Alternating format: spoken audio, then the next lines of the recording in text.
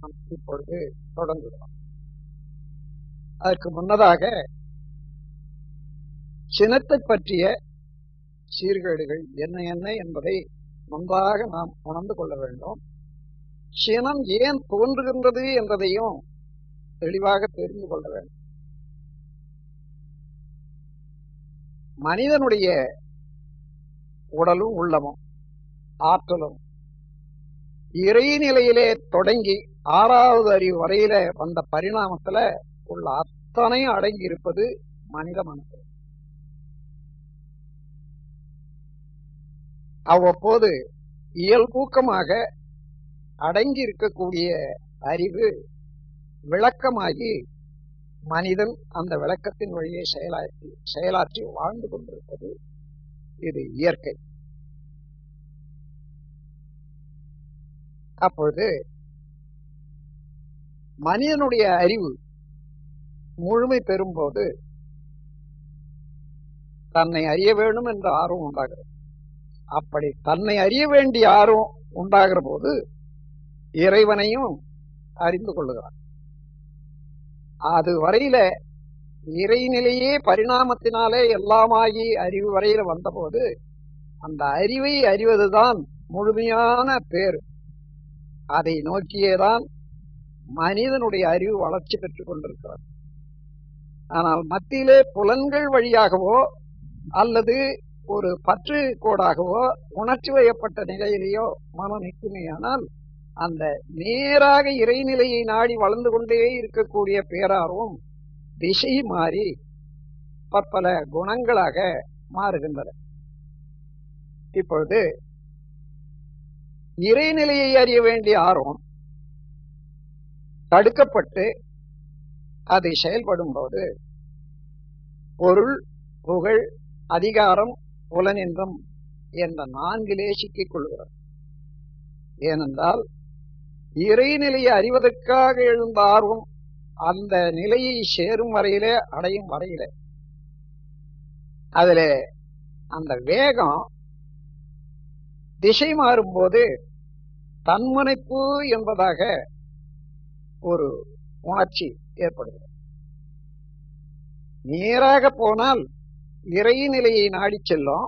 ஆனால் தடுக்கப்பட்டு திசை மாறும்போது தான் தனது என்று 2 எண்ணக்கோடுகளாக பிரிந்து அப்படி தான் தனது என்று சிக்கிக் கொள்ளக்கூடிய ஒரு மனநிலைதான் தன்முனைப்பு. தான் என்பது அதிகாரப்பற்று, தனது என்பது பொருள் பற்று. இந்த தான் தனது என்ற ஒரு 2 எண்ணக்கோடுகளும் ஒன்று சேர்ந்து செயல்படும் போது மனிதன் வாழ்வில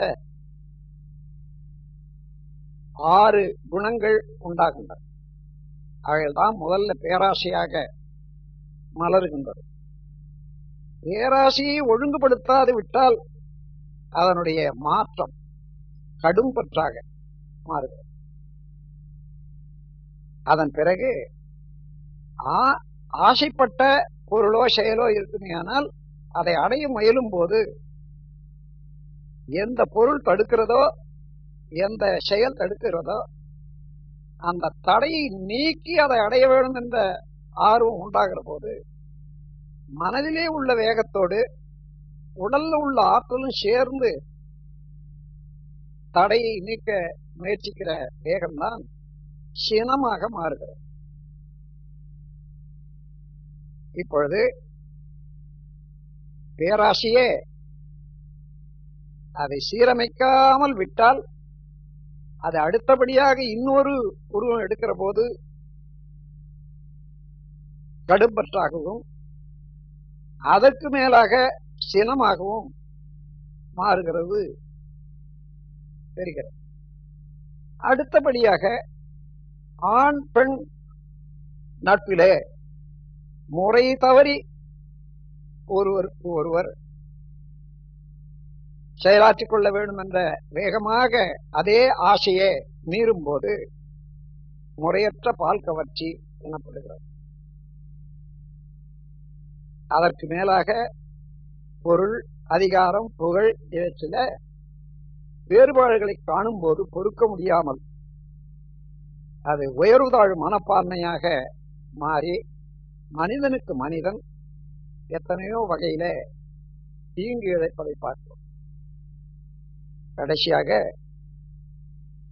சினம் எழுந்து அதை செயல்படுத்த முடியாமல் தடை ஏற்பட்டு காலம் வரட்டும் அல்லது சூழ்நிலை அமையட்டும் என்று காத்திருக்கக்கூடிய ஒரு மனநிலைதான் வஞ்சம். சினம் இருப்பு கட்டிய நிலைதான் வஞ்சம். ஆகவே பேராசை, சினம், கடும்பற்று, முறையற்ற பால் கவர்ச்சி, உயர்வாழ் மனப்பான்மை, வஞ்சம் என்ற 6 குணங்களும் ஆசையை சீரமைக்காததனால அந்த இறைநிலையை நாடி எழுந்த ஒரு பேராற்றலே திசை மாறி 6 குணங்களாக வருவதை நாம் அறிந்து கொள்வோம்.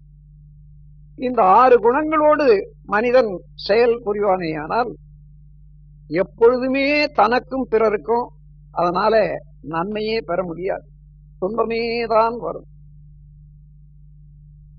ஆகையினால இந்த 6 குணங்களோடு செய்யக்கூடிய செயல்கள் 5 மகா பழிச்செயல்கள், பெரும் பழிச்செயல்கள், பஞ்ச மகா பாதகங்கள் என்று சொல்லக்கூடிய பொய், கொலை, களவு, சூது, விபச்சாரம் இவைகளெல்லாம் அத்தகைய உணர்ச்சி வயப்பட்ட நிலையிலேதான் எழுந்திருக்கின்றன. இந்த 6 குணங்களால பஞ்ச மகா பாதகங்கள். அப்போ இந்த பாவங்களை மனிதன் செய்து கொண்டே இருக்கிற போது தனக்கும் பிறருக்கும் எழக்கூடிய விளைவுகளை பாருங்கள். ஆகவே தன்முனைப்பு நீங்கி 6 குணங்கள் நீங்கி பஞ்சமகா பாதகங்கள் நீங்கி மனிதன் வாழ வேண்டுமானால் இறைநிலை உணர்வு வேண்டும். இறைநிலை உணர்வு பெற்றால், உணர்ந்து விட்டால் பேராசை இல்லை. பேராசை இல்லையானால் மற்ற குணங்களும் இல்லை. இந்த பேராசை, சினம், கடும்பற்று, முறையற்ற பால் கவர்ச்சி, உயர்வாழ் மனப்பான்மை, வஞ்சம் என்ற 6 குணங்களும் ஆங்கிலத்தில் greed, anger, miserliness, immoral sexual passion, vanity and vengeance என்று சொல்றார். இந்த 6 குணங்களில் வடநூலார் காமம், குரோதம், லோபம், மோகம், மதம், மாச்சரியம் என்று சொல்றார். இந்த 6 குணங்களையும் மனிதன் தாண்டி வந்தால்தான் அறிவு அமைதியாக இருக்கும், முழுமை பெறும், முக்தி என்ற நிலையை பெற முடியும். எனவே இந்த உணர்ச்சி வயப்பட்ட நிலையில இருந்து மனிதன் மாறுபட வேண்டும், வேறுபட வேண்டும், அமைதி பெற வேண்டும். ஒவ்வொருவருடைய வாழ்க்கையிலேயும் இந்த 6 குணங்கள் சமப்படுத்த வேண்டும். அதற்கு என்ன விழிப்பு நிலை வேண்டும், இறை உணர்வு வேண்டும். இப்போ இறை உணர்வு பெற்று 6 குணங்களை நீக்கிக் கொள்வதா, 6 குணங்களை சமப்படுத்திக் கொண்டால் இறைநிலை உண்டாகும் என்பதை தெரிந்து கொள்வதா என்றால், இந்த களங்கம் இருக்கிற வரையில, 6 குணங்கள் என்ற களங்கம் இருக்கிற வரையில இறைநிலை கிட்டாது, இறைநிலை விளக்கம் வராது, வந்தாலும் நிலைக்காது. ஆகவே இந்த 6 குணங்களை நாம் ஒவ்வொருவரும் சரிப்படுத்திக் கொள்ள வேண்டும், சமப்படுத்திக் கொள்ள வேண்டும். இந்த 6 குணங்கள்ல சினம் என்பது மிக கடுமையான குணம், உணர்ச்சி வயப்பட்ட மனநிலை. இந்த உணர்ச்சி வயப்பட்ட மனநிலைகள்ல மனிதனுடைய ஜீவகாந்த ஆற்றலானது மனச்சுவல் அதிகமாக ஏற்பட செய்யும். அதாவது 20 இருந்து 40 வரையில ஒரு செகண்டுக்கு ஓடுமையானால், தோல்மையானால் உணர்ச்சி வயப்பட்ட நிலை. சாதாரணமாக 14 இருந்து 40 வரையில மனிதன் விழிப்பு நிலையில இருக்கிற போது மனச்சுவல் அலை அந்த நிலையில இருக்கும். அதை பேட்டாவே என்று சொல்வார். ஆனால் உணர்ச்சி வயப்பட்ட நிலையில 20, 25, 30, 35, 40 வரையில கூட போகும். ஆனால் 40 வரையில மனச்சுழல் அதிகரித்தால் மனிதனிடத்துல அங்கு ஏற்படக்கூடிய சுழல்னால உடல்ல உள்ள எல்லா செல்களும் பாதிக்கப்படுவதோடு கருமையம் கூட சாப்பிட்டு மின்குறுக்கு ஏற்பட்டு சிதைந்து விடும், மரணம் ஏற்படும். அதனால உணர்ச்சி வயப்பட்ட மனநிலைகள்ல சிந்திக்க முடியாது. இந்த காரணங்களால உணர்ச்சி வயப்பட்ட நிலைகளிலிருந்து நாம் விடுபட வேண்டும். முக்கியமாக சினத்திலே இருந்து நம்மை பாதுகாத்துக் கொள்ள வேண்டும். சினம் தவிர்க்க வேண்டும். இந்த சினம் தவிர்க்க வேண்டும் என்பது அதனுடைய ஒரு குறைபாடு, விளைவுகள் இவைகளெல்லாம் மனதிலே நன்றாக தெரிந்த பிறகு திட்டமிட்ட முறையில வாழ்க்கை நடத்தி சினம் தவிர்க்க வேண்டும். மனிதன் என்ற ஒரு பலகீனம் உண்டு. என்னவென்றால், விளக்கத்துக்கும் பழக்கத்துக்கும் இடையே போராடி கொண்டிருக்கக்கூடிய ஒரு உயிரினம் தான் மனிதன். விளக்கத்தை மறக்க மாட்டான், பழக்கத்தை விடவும் மாட்டான். இந்த இரண்டுக்கு இடையே இருந்து கொண்டு தத்தளித்துக் கொண்டு இருப்பான். பழக்கத்தை விட வேண்டும் என்று நினைப்பான், விளக்க வழியே வாழ வேண்டும் என்று நினைப்பான். ஆனால் பழக்கத்தை விடமாட்டான், விளக்கத்தையும் மறக்க மாட்டான்.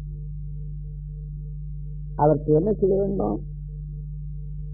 நல்ல பதிவு, கருமையத்திலேயே ஆழமான பதிவாக விளக்கம் வர வேண்டும். அதை ஒட்டி செயல் செய்து அந்த செயல் மூலமாக அந்த விளக்கம் பதிவாக வேண்டும்.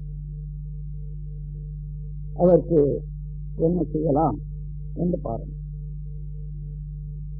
இந்த உலகம் தோன்றி இன்று வரையில ஏற்பட்ட சீரழிவு அத்தனையும், சரித்திரபூர்வமான சீரழிவுகள் அத்தனையும் எண்ணி பாருங்க. அவ்வளவு சினம் என்ற ஒரு கொடும் உணர்வுனால ஏற்பட்டவைதான்.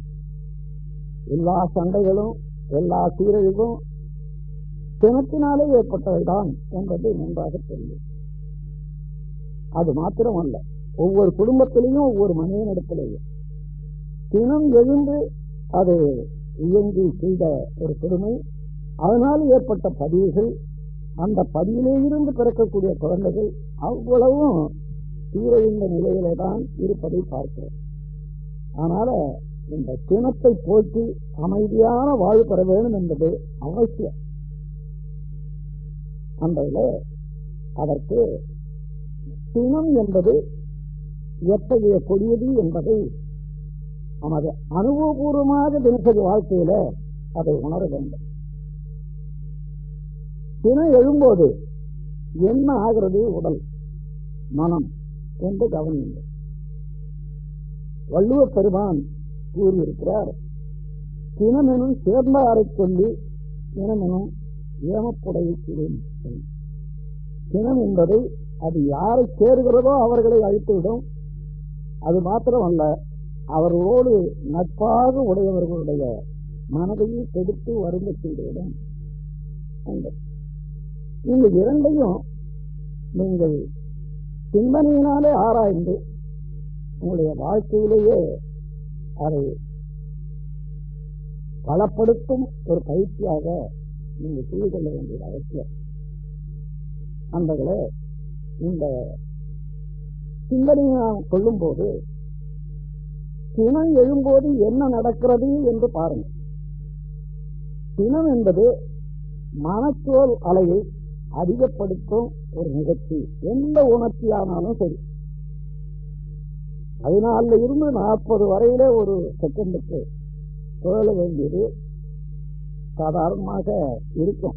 ஆனால் 14 இருந்து 20 வரையில தான் அமைதியான வழியிலே நிற்கும். அதற்கு மேலாக உணர்ச்சி வயப்பட்ட நிலையில சிந்தனையே இராது, சிந்திக்கவே முடியாது. விரைவான முறையில உடல் உணர்ச்சிகளை தூண்டி செயல்படுத்த வல்லது. இப்பொழுது ஒருவர் தினம் கொள்ளுகிறார், என்ன நடக்கிறது என்று பாருங்கள்.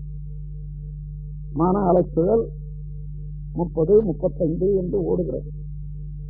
அதற்கு தகுந்தவாறு நம்முடைய ஜீவகாந்த சக்தி செலவாகும்.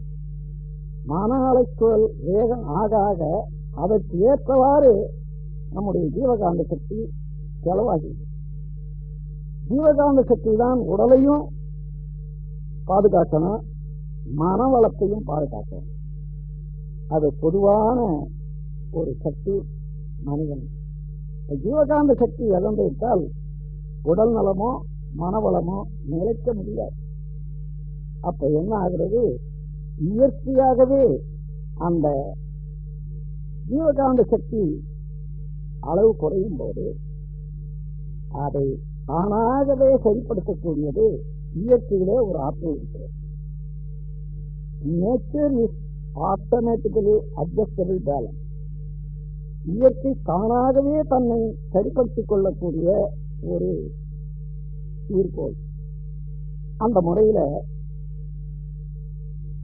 ஒரு மனிதனிடத்துல கிணத்தினால ஜீவகாந்த சக்தி குறைந்து விட்டால் அதை உடனே சமப்படுத்த உடலிலே உள்ள ஆற்றல் தொடங்கும். ஜீவகாந்த சக்தி எப்படி உற்பத்தி ஆகிறது என்று சொன்னால், உடலிலே உள்ள சூக்ம சரீரம் உயிர் சக்தி, அந்த ஒவ்வொரு துகளும் விரைவாக இயங்கிக் கொண்டிருக்கிற போது அதில் இருந்து எழக்கூடிய அலைதான் ஜீவகாந்த சக்தியாக இருக்கிறது. எவ்வளவு உயிராற்றல் இருக்கிறதோ, உயிர் சக்தி துகள்கள் உள்ளனவோ, அந்த அளவு ஜீவகாந்த சக்தி உற்பத்தி ஆகிக்கொண்டே அதனுடைய சுழல். இப்பொழுது குறைந்த ஜீவகாந்த சக்தி மீண்டும் புதுப்பிக்கப்பட வேண்டுமானால் என்ன ஆகணும், அந்த சுழல் விரைவு அதிகமாகும். ஒவ்வொரு உயிராற்றல் உயிர் சக்தியிலையும் உயிர் சக்தி துகள்லையும் விரைவு அதிகரிக்கணும். சுமார் 1,00,000 சுழல் ஒரு செகண்டுக்கு இருக்கிறது என்று வைத்துக் கொள்ளுங்கள். அதுல இருந்து ஒரு 10% அதிகமானாலும் அந்த அலை அழுத்தம் அதிகமாகி ஜீவகாந்த சக்தி அதிகமாகும். அதனால எப்பொழுது ஜீவகாந்த சக்தி உடல்ல குறைகிறதோ உணர்ச்சி ஏற்பட்ட செயல்களால, அப்போதெல்லாம் உடனடியாக இந்த உயிர் சக்தி ஆஸ்ட்ரல் பாடி என்று சொல்லக்கூடிய சூக்ம சரீரத்துல அந்த உயிர் சக்தி துகள் ஒவ்வொன்றும் இயக்க வேகம் அதிகரித்துக் கொள்ளும். அப்படி அதிகரிக்கும் போது என்ன நடக்கிறது என்று பாருங்கள். சாதாரணமான நிலையில அதனுடைய சுழல் எந்த அளவில் இருக்கிறதோ அப்படி இருந்தால், உடலிலே உள்ள சூக்ம சரீரம் அளவுல அதே அளவாக நிற்கும். அது அந்த சக்தியினுடைய வேகம், விண்ணினுடைய வேகம், சிதாகாசத்தினுடைய வேகம், உயிர் சக்தி துகளுடைய வேகம் அதிகரிக்கிற போது அதை ஒன்றை ஒன்று தள்ளி நிறுத்தக்கூடிய சக்தி அதிகமாகும். சாதாரணமான சுழற்சியில இவ்வளவுதான் தூரம் இருக்கணும், நெருக்கம் இருக்கும் என்பது இருக்கிறது இல்லையா. அதை விட இப்பொழுது சுழல் வேகம் அதிகரிக்கும் போது ஒன்றை ஒன்று தள்ளி நிறுத்தக்கூடிய அலையாக மாறும். அப்ப என்ன நிகழ்கிறது, நம்ம உடல் வரையில இருந்த சூக்ம சரீரம் விரிவு அடைகிறது. அதனுடைய அளவில் அந்த விரிவடையும் போது உடலை தாண்டி சிறு அளவு வெளியேறுகிறது. அப்படி வெளியேறக்கூடிய சூக்ம சரீரம் உயிர் சக்தி மீண்டும் உடலுக்கு திரும்பாது. கலந்த பால் முளை புகா, கடைந்த வெண்ணெய் மோர் புகா, உடைந்த சங்கின் ஓசையும் உயிர்களும் உடற்புகா என்று சித்தர்கள் பாடியிருக்கிறார். பாலை கறந்துக்கும் அதே முளைக்காம்பின் வழியாக அந்த பாலை உள்ளே செலுத்த முடியுமா என்றால் முடியாது. சங்கிலே இருந்து ஓசை வருகிறது, அந்த ஓசையை சங்கிலே ஊக்க முடியுமா என்றால் முடியாது. அதே போல வெளியேறிய உயிர் உடற்கூடாது. இப்பொழுது என்ன ஆச்சு? உடலிலே இருக்கக்கூடிய சூக்ம சரீரத்துல ஒரு பகுதி இழப்பு, உயிர் சக்தியில ஒரு பகுதி இழப்பு ஏற்பட்டது. அதனால மனிதனுக்கு சக்தி உடனே எந்த அளவு வெளியேறிவிட்டதோ அந்த அளவு அவனுக்கு ஆற்றல் பலம் உடனே குறையும். சினம் கொண்டவர்களை நீங்கள் கவனித்தால் உங்களுக்கே சினம் வந்திருக்கும். அந்த சமயத்தில் என்ன ஆனது என்று கவனித்தா சினத்திற்கு அளவுக்கு ஏற்ப உடனே உடல்ல சக்தியின்மை நன்றாக புரிந்தது. அந்த அளவு உயிர் சக்தி வெளியேறிவிட்டது. இதை எப்படி எந்த உதாரணத்துல நாம் உணரலாம் என்று பார்த்தா, ஒரு கோப்பை நீரை சூடு செய்வோம். அது 200 டிகிரி வெப்பத்துக்கு வரும்போது ஆவியாக மாறிவிடும். ஒரு கோப்பை நீர் ஆவியாக மாறினால் எவ்வளவு ஆகும்? அதனுடைய அளவு 60 கோப்பை அளவுக்கு ஆகும் என்பது கணக்கு திட்டம். ஒரு கோப்பை நீராக இருந்தது 60 கோப்பை அளவு ஆனால் என்ன? அதனுடைய பருமன் விரிவு ஏற்படுகிறது.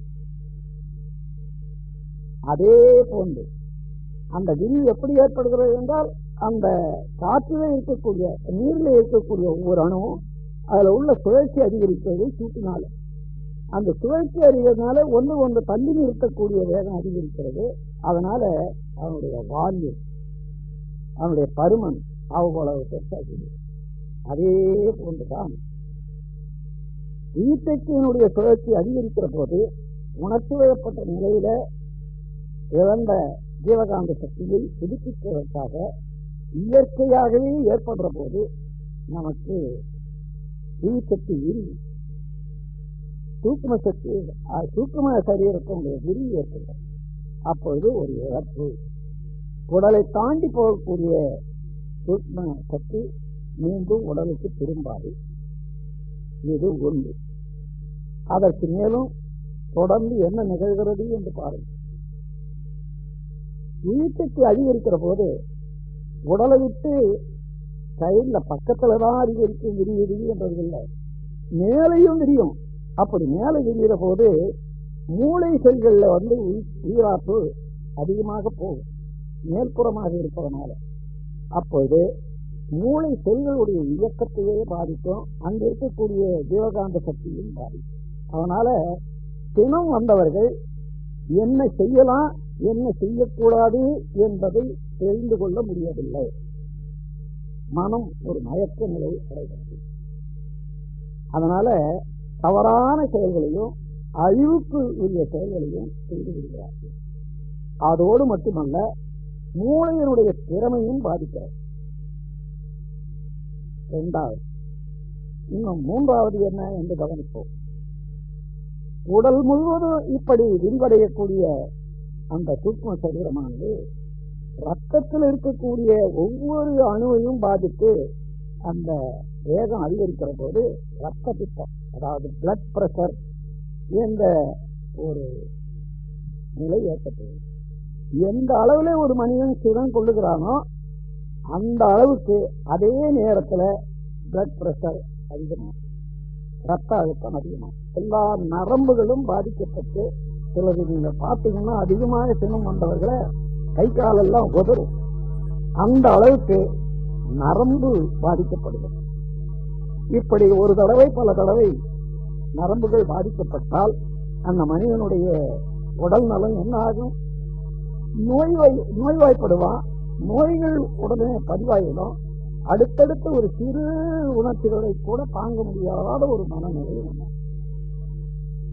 அதோடு மட்டுமல்லாத, ஒரு தடவை சினம் நின்று விட்டாலும் மீண்டும் மீண்டும் இந்த உடல்ல அதே போல சிறு விஷயங்களுக்கெல்லாம் கூட அதே சினம் வரும்.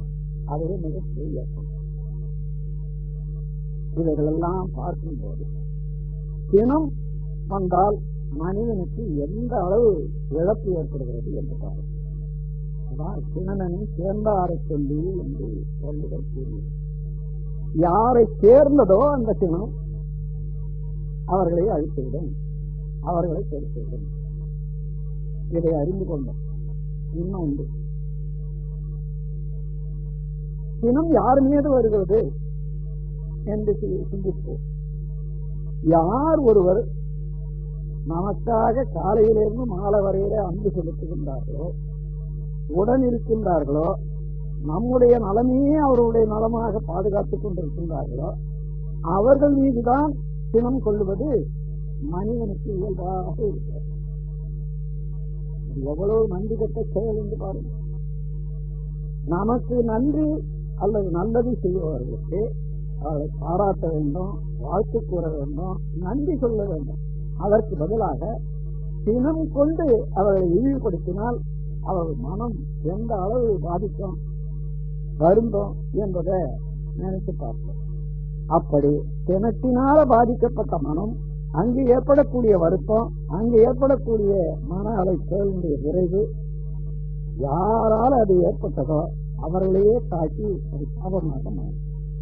அதனாலதான் எந்த குடும்பத்திலே ஒரு 2 பேரோ 3 பேரோ சினம் உடையவர்களாக இருந்தால் அடுத்தடுத்து அவர்களுக்கு சினம் வரும்போது அவர்கள் எடுத்துக்கொள்கிறார்கள் வாழ்க்கை.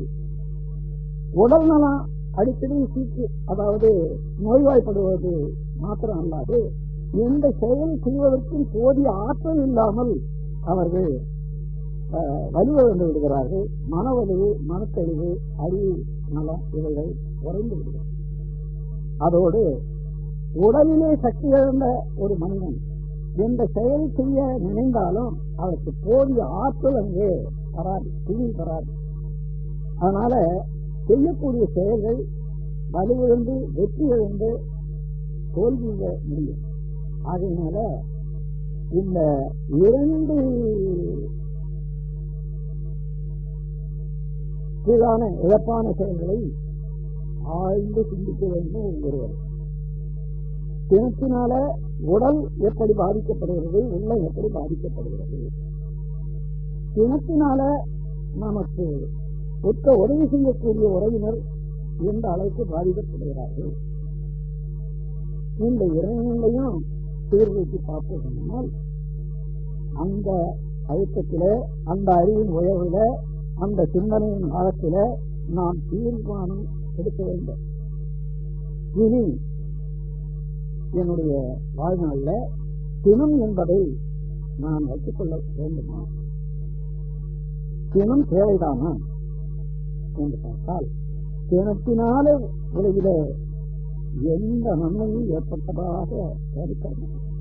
உங்களுடைய அனுபவத்தை கூட பாருங்க. சினத்தினால ஏதோ அந்த சமயத்துல பயந்து கொண்டு ஒரு அடைந்திருக்கலாம், அதனால அவரை வென்றுவிட்டேன் என்று சொல்வது அல்ல. அது பயந்த மனம் நஞ்சமாக மாறிவிடும். இந்த இடத்துல ஒன்றும் செய்ய முடியவில்லை என்றாலும் நஞ்சமாக மாறிவிடும். அவன் எதிர்த்து உங்களுக்கு தீங்கு செய்ய முடியவில்லை என்றாலும் அந்த எண்ணத்தை யாரால செயல்படுத்த முடியுமோ அவர்கள் மூலமாக காலத்தால அதே செய்ய செய்வது நமக்கு வந்து சேரும். ஆகவே எந்த வகையில பார்த்தாலும் சினம் ஒரு மனிதனுக்கு தேவையற்றது, அழிவு செய்யக்கூடியது, கேடு செய்யக்கூடியது, வாழ்வை கெடுக்கக்கூடியது, உடல் நலம் கெடுக்கக்கூடியது. ஆகையினால சினத்தை தவிர்க்க வேண்டும். இந்த முடிவுதான் நாம் ஆழ்ந்து சிந்தித்தால் நமக்கு கிடைக்கக்கூடியது. சிந்தனை என்பது மனம் அலையாக புலன்கள் மூலமாகவோ வெளி உலகத்தை பற்றியோ மாறும். அதற்கு பதிலாக சிந்தனை என்றால மன அடித்தளத்தை நோக்கி காரண அறிய பிடிக்கும். அப்பொழுது சிறிது சிறிது அலைநீளம் குறைந்து நிலைக்கு செல்லும். நிலையிலே யார்? அதுதான் இறைநிலை. எல்லாம் வல்ல இறைநிலை ஒவ்வொரு மனிதனிடத்துல அறிவாக அடித்தளத்தில் இருக்கிறது. அதனுடைய புற செயல்தான் மனம். Extended activities of consciousness is mind. அதாவது அறிவனுடைய படக்க நிலைதான் மனமாக இருக்கிறது. அறிவு என்பதுதான் இறைநிலை. அந்த அறிவு ஒவ்வொரு உயிர் செயல் மத்தியில இறைவழியாக இருப்பதுதான் அறிவு. அந்த அறிவு சுற்றிலும் உள்ள இறைவழியோடு கலந்து பேரிய சமங்களை தாண்டி இருக்கக்கூடிய நிறைநிலையோடு கலந்திருக்கிறார். இந்த சிந்தனையில நாம் சிந்திக்க தொடங்கினோமானால் புறத்தே இருக்கக்கூடிய அளவிலே இருந்துமானா அடித்தளத்திலே இறைவனோடு சேரும்போது உண்மையான உணர்வுகள் நமக்கு தெரியாது. அந்த உணர்வுகள் தான் இது வேண்டாம் என்று தீர்மானிக்கக்கூடிய அளவுக்கு ஒரு நல்ல உணர்வாக நீதி உணர்வாக சென்றது. அப்பொழுது அப்படி எடுக்க முடிவு செயல்ல வரணும். நான் முன்னே சொன்ன முறையில மனிதன் என்ற ஒரு பலவீனம் பழக்கத்துக்கும் விளக்கத்துக்கும் இடையே போராடி கொண்டிருப்பதுதான் மனிதன். பழக்கத்தை விடமாட்டான், விளக்கத்தை மறக்க மாட்டான். இந்த இரண்டுக்கும் இடையே போராடி கொண்டிருக்கும். அதே போல நாம் சினத்தை விட வேண்டும் என்று தீர்மானித்திருக்கோம். ஆனா பழக்கத்தினாலே உடல்ல உள்ள ஒவ்வொரு செல்லும் அடிக்கடி அதே வேகம் கொண்டு செயலாற்ற பிடித்து அந்த செயலாற்றிய பதிவுகளும் அந்த அணு அடுத்த நிலைகளில் உள்ள சீரம் அமைந்திருப்பதனால அதே நிகழ்ச்சியை நினைக்கும் போதும் அல்லது பார்க்கும் போதும் மீண்டும் சிறந்தது. அதற்காக உரிய முறையில ஒத்த முறையில பயிற்சி செய்ய வேண்டும். பயிற்சியின் மூலமாகத்தான் இந்த சினத்தை அடக்கி நாம் அமைதி பெற வேண்டும். அல்லாது பயிற்சி இல்லாத முடியாது. நல்ல கூட்டு இருந்தாலும் சாய் ஒத்த சாமி கூட்டு தான் வேண்டும். அதே போல பயிற்சியின் மூலமாகத்தான் நம்முடைய குணங்களை அறிவாட்சி தரத்தை உயர்த்த முடியும், மாற்ற முடியும். இந்த பயிற்சி இப்ப என்ன செய்யும்? ஒரு காகிதம் பேப்பர் துண்டு எடுத்துக்கொள்ளுங்க அல்லது உங்களுடைய தைரியம் எடுத்துக்கொள்ளுங்க. யார் யார் மீது நான் சினம் கொள்ளுகிறேன் தினசரி வாழ்க்கையில என்று சிந்தனை செய்யுங்க. ஒவ்வொன்றாக ஒவ்வொரு முகமாக வரும். இன்னார் மீது இன்னார் மீது இன்னார் மீது அதிகமாக நெருக்கமாக உள்ளவர்களாக ஒரு 10-12 பேர் இருப்பாங்க. அடிக்கடி சினம் உண்டாகவே செய்யும். இது வெளியில போகும்போது மற்றவர்களோட கூடும்போது இங்கு இருக்கக்கூடிய பழக்கத்தை ஒட்டி சினம் இங்க வருமே தவிர அது பெரிதல்ல. ஆனால் யார் மீது அடிக்கடி நான் சினம் கொள்ளுகிறேன் என்று ஆராய்ந்து பார்த்தால் ஒவ்வொருவர் முகமும் நன்றாக வரும். எழுதி கொள்ள வேண்டியது அவருடைய பெயரை ஒவ்வொருவராக எழுதி கொள்ளணும். எழுதிவிட்ட பிறகு 12 பெயர்கள் கண்டன மீண்டும் அதை ஆராயணும்.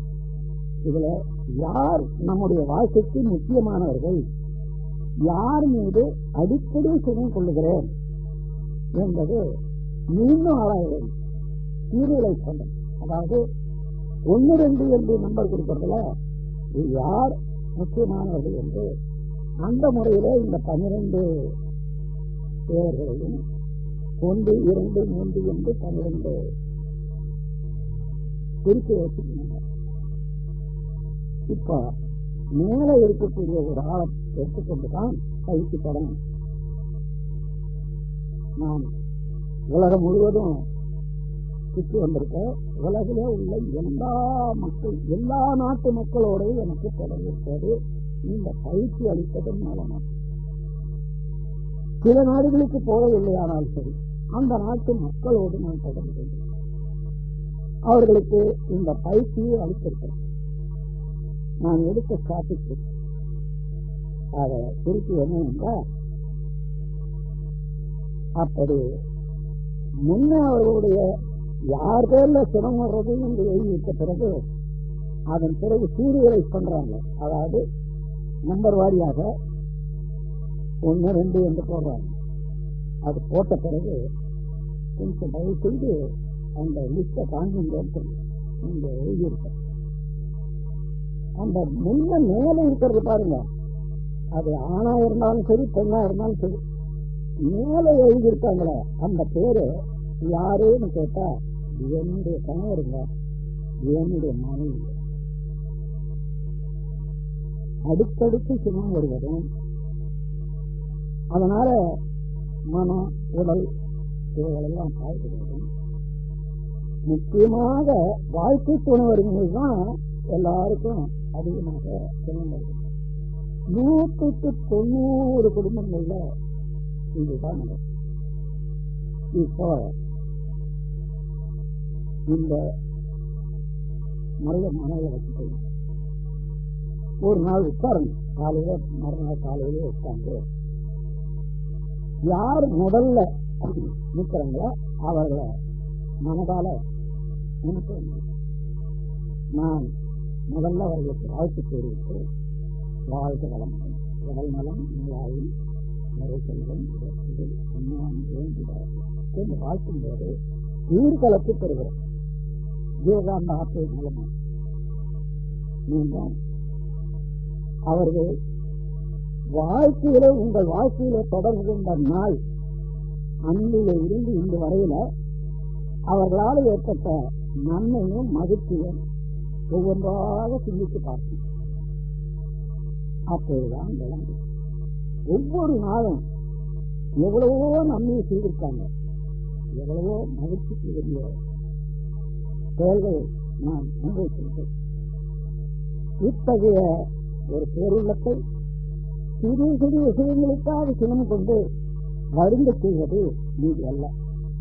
இனி நான் அதை செய்யவே மாட்டேன். அதனால சிறிது இழப்பு இருந்தாலும் சரி, பரவாயில்லை, அதை விட்டு நான் சினம் கொள்ள மாட்டேன். இந்த அம்மையாரோடு அல்லது இந்த கணவரை நான் சினம் கொள்வதே இல்லை, கொள்ளவே மாட்டேன். எந்த நிலையிலும் சரி நான் அதை விட்டுக் கொடுத்து சினம் கொள்ளாது இருக்க நான் காத்துக் கொள்வேன் என்று உறுதிப்பாடு எடுத்துக்கிறேன். உறுதிப்பாடு என்பது அந்த சிந்தனையின் ஆழத்திலே இருக்கக்கூடிய கருமையம், அந்த கருமையத்திலேயே நேரடியாக பதிவாகும். அந்த பதிவு உடல் முழுவதும் உள்ள எல்லா செயல்களுக்கும் பாயும். அத்தகைய முறையில பதிவு செய்து கொண்டு எந்த நிலையில, எந்த காரணத்தினால, எந்த சமயத்துல, எந்த செயல்ல நான் சின்னம் கொள்வேன் இவர்களோட என்று சிந்தனை செய்து பாருங்க, நல்லா தெரியும். இன்னும் செயல்ல தான் நான் சின்னம் கொள்வது வழக்கம். அப்போ அந்த சாராக இருக்கும் விழிப்பு நிலையோட இந்த இடம் தான் நான் தவறி சின்னம் கொள்ளுவேன், அங்கே கொள்ளக்கூடாது, இந்த இடத்துல கொள்ளக்கூடாது என்று விழிப்போட இருங்க. அந்த சந்தர்ப்பம் வர்ற போது அதை தாண்டி வரலாம். சினம் கொள்ளாமல் இருந்து அதை தாண்டி வரலாம். சினம் கொள்வதற்கு பதிலாக அந்த சினத்துக்கு நீ யார் மீது சினம் கொள்ள நீங்க முயற்சிக்கிறீங்க, அவர்களுக்கு அன்பும் தரணும். இதுவரையில் இந்த இடத்தைத்தான் நான் இந்த தவற வச்சுட்டேன், இவர்களுக்கு என்னுடைய அன்பு காட்டேன். சரி, போன போது அதற்காக ஏன் இறங்கணும், ஆனாலும் ஒன்றும் போட்டு இல்லை, அதை சரிபட்டுக் கொள்ளலாம் என்று அப்போ அவர்களுக்கு உரிய உத்தியோகத்தை கொடுத்து, ஒத்தாசையை கொடுத்து, மனதுக்கு வலிமையும் கொடுத்து அப்படி செய்யவில்லை.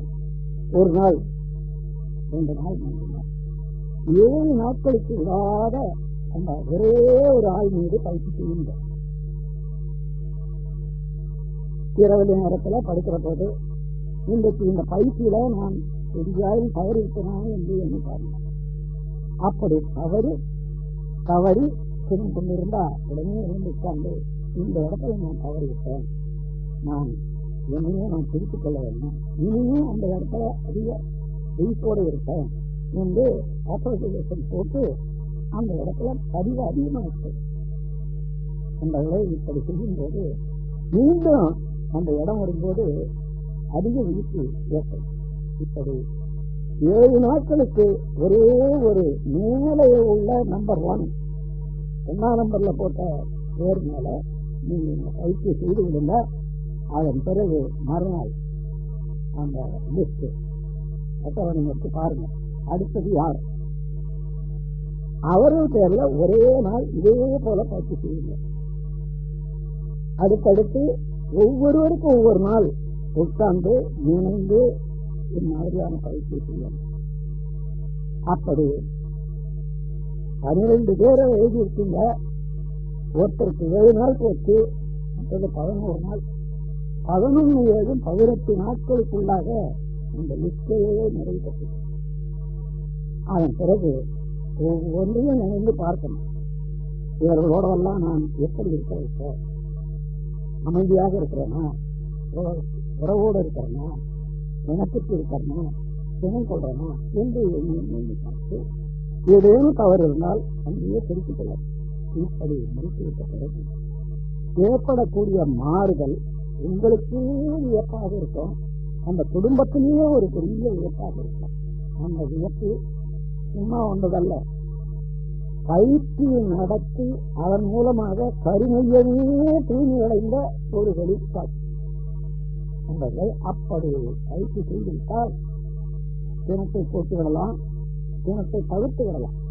தினம் தவிர்த்து விட்டால் மற்ற உணர்ச்சி வயப்பட்ட எண்ணங்கள் வருமா என்றால் வரவே வராது. எந்த இடத்துலையும் அமைதியாக சிந்தித்து செயல்படும் ஆற்றல் மனிதனுக்கு வருவதனால உணர்ச்சி வயப்படவே முடியாது. அந்த முறையில இந்த பயிற்சி அவனுடைய பயனறிந்து நம்முடைய வாழ்வின் நோக்கம் அறிந்து எப்பொழுதுமே இன்பமாகவும் அமைதியாகவும் இருக்க செய்யக்கூடியது இந்த பயிற்சி என்று இந்த பயிற்சி நிறைவு செய்து கொள்கின்றார். அன்னையில இருந்து நீங்களும் உங்கள் குடும்பத்தில் உள்ளவர்களும் அமைதியாகவும் அன்போடவும் கருணை உள்ளம் பெற்றவர்களாகவும் மாறுவதோடு எங்கு சென்றாலும் இதே பழக்கம் வரும், இதே அறிவு, இதே செயல், இதே அலை, மன அலை உண்டாகும். அதனால எடுத்த காரியங்கள் எல்லாம் வெற்றி பெறும். பிறக்கக்கூடிய குழந்தைகள் இந்த கருமைய தூய்மையிலே இருந்து பிறக்கக்கூடிய குழந்தைகள் கருவி திருவுடையவர்களாக பிறப்பார்கள். அதனால உங்கள் குடும்பத்துக்கும் உங்கள் பரம்பரைக்கும் நல்லதே கிடைக்கும். சமுதாயத்துக்கும் ஒரு நல்ல பிரஜை. இந்த முறையில உங்களுக்கும் உங்கள் குடும்பத்துக்கும் பின்னாலே வரக்கூடிய சந்ததிகளுக்கும் நலனே அளிக்கக்கூடிய ஒரு பெரிய சொத்து தினம் தவிர்த்தல் என்ற ஒரு பயிற்சி என்று கூறி இந்த பயிற்சியை நீங்கள் இங்கே ஏற்றுக்கொண்டு நாளையிலிருந்து தொடங்கி அதை தொடர்ந்து செய்து ஒரு 2 வாரம் 3 வாரத்துக்குள்ளாக நீங்கள் வெற்றி பெற்ற ஒரு சிங்கமாக ஞான சிங்கமாக உருவாக வேண்டும் என்று உங்களை எல்லாம் வந்த உரைநிலையோடு என் மனை நினைத்து வாழ்த்து இந்த உரையை முடிக்கிறேன். வாழ்க வளமுடன், வாழ்க வளமுடன், வாழ்க வளமுடன். சுவாமிஜி, தனக்கு சேர வேண்டிய ஒன்றை மற்றவர்கள் தடை செய்யும் பொழுது அவர்கள் மீது இனப்படாமல் எப்படி இருப்பது? அதற்கு காரணத்தை அறிகிற போது அந்த தவறு நம்மளிடமே இருக்கலாம். அப்போது சினத்தினாலே என்ன செய்து வர முடியும்? சினமே அநீதியாக இருக்கும். சினம் கொள்வதே அநீதியாக இருக்கும். நீங்கள் எண்ணுகிறதை நான் நினைக்கிறதே நீதி என்று அவர் என்ன எண்ணுகிறார்கள் என்று பாருங்கள். அவர் நினைவில் இருந்து நீங்கள் எண்ணி பாருங்கள். அப்போ சினம் தேவையே இல்லை. அப்படி இருந்தாலும் நீங்க சினம் கொண்டு என்ன ஆகிறது? அடி உடைய கொட்டு போட்டு உங்களையும் கெடுத்துக் கொண்டு குடும்பத்தையும் கெடுத்துக் கொள்ளக்கூடிய தவிர என்ன லாபம் வரப்போகுது? ஆகையினால அவர் என்ன தவறு செய்தாலும் சட்டபூர்வமாக என்ன நடவடிக்கை எடுக்க வேணுமோ அதை எடுத்துக்கொள்ளலாமே தவிர சினம் கொள்ள வேண்டியது அவசியமே இல்லை. மகிழ்ச்சி அவர்களே, ஒரு பெண்ணுக்கு மானபங்கம் ஏற்படும் பொழுது அதை பார்த்துக் கொண்டு சினப்படாமல் இருக்க முடியுமா? அந்த சினத்தை விட கடமை உணர்வு தான் தெரியும். ஒரு பெண்ணை இன்னொருவர் மானபங்கம் செய்வது என்பது அது தனிமனிதனுடைய குறைபாடு என்று எடுப்பதற்கில்லை. இந்த சமுதாயத்திலேயே இருக்கக்கூடிய ஒரு வியாதி. அதை இந்த இடத்துல இந்த ஒரு பெண்ணை நீங்கள் பாதுகாத்து விட்டால் இப்போது அதற்காக சினம் கொண்டு அவரோடு நீங்கள் போராடினால் அந்த பெண்ணுடைய அழிந்த மானம் திரும்பி வரப்போறதில்லை. அதோட இதை போல ஆயிரம் ஆயிரம் ஆயிரம் பெண்களுக்கு ஏற்படக்கூடிய குறைபாடுகள் அவை களைய முடியாது. எனவே ஒரு மனிதனுடைய ஆற்றலையும் செயல் செய்து அதனுடைய விளைவையும் கவனிக்கிற போது அங்கே சினம் கொண்டு என்ன ஆகிறது? சினம் கொள்ளாம சட்டபூர்வமாக உள்ள நடவடிக்கை, சமுதாய அமைப்புல உள்ள எந்த நடவடிக்கையோ அதுதான் எடுப்பது கடமையை தவிர சினம் கொள்ள வேண்டியது அவசியமே இல்லை. ஒரு ஜட்ஜ் சமுதாய சார்பில் ஒரு மனிதனுக்கு 6 மாதம் தண்டனை கொடுத்தார். சினம் கொண்டா அந்த தண்டனை கொடுக்கிறாருன்னு பாருங்க. அதே போல இன்னொரு ஜட்ஜு ஒரு மனிதனுக்கு மரண தண்டனையே கொடுக்கிறார். அவருக்கு சினம் கொண்டா அந்த மரண தண்டனை கொடுக்கிறார் இல்லை. இதெல்லாம் கடமை, ஒவ்வொருவருக்கும் உள்ள கடமையை அவர் நிறைவேற்ற வேண்டும் என்ற சிந்தனையோடு செய்யக்கூடிய செயல் தவிர அந்த சினம் கொண்டுதான் அதை செய்ய வேண்டும் என்பது இல்லை. அருள் கொண்டவர்களே, அலுவலகத்தில் ஏமாற்ற நினைக்கும் ஊழியரை நிர்வாகி எப்படி இனப்படாமல் வேலை வாங்க முடியும்? அவன் ஊழியரின் எண்ணினதே தவறு. அவனும் நம்ம போன்ற ஒரு மனிதன் தான். அவனுக்கு சுதந்திரம் இருக்கிறது, அறிவு இருக்கிறது, கடமை உணர்வு இருக்கிறது. தவறிவிட்டால் அதே சட்டத்தின் கீழே அந்த காரியாலயத்தினுடைய நிர்வாகத்தின் கீழே என்ன முறையில அவனை திருப்பலாம் அல்லது அவனை வெளியேற்றலாம் என்று தெரிந்து அந்த முறையைத்தான் பாதுகாக்க வேண்டுமே தவிர சினம் கொண்டு என்ன பிரயோஜனம்? சினம் கொண்டா சரியாயிடுமா? நீங்கள் சினம் கொள்ற போது அவனும் சினம் கொள்வான். அதனுடைய விளைவுகள் என்னன்னு பாருங்க. அதுல சினம் கொள்ளாமலே இருந்து அவனுக்கு எந்த முறையில அதை திருத்த வேணுமோ அதை திருத்துவதுதான் கடமை. உங்களே அமைதியாக இருந்து இந்த சிந்தனையில கலந்து கொண்டதற்கு என்னுடைய மகிழ்ச்சியை தெரிவிக்கிறேன். ஆனால் இந்த காட்சி உங்களுக்கு ஆயுள் முழுவதும் மறையாமல் இருக்க வேண்டும். எந்த செயலிலும் எந்த நேரத்திலும் இந்த எண்ணம், இந்த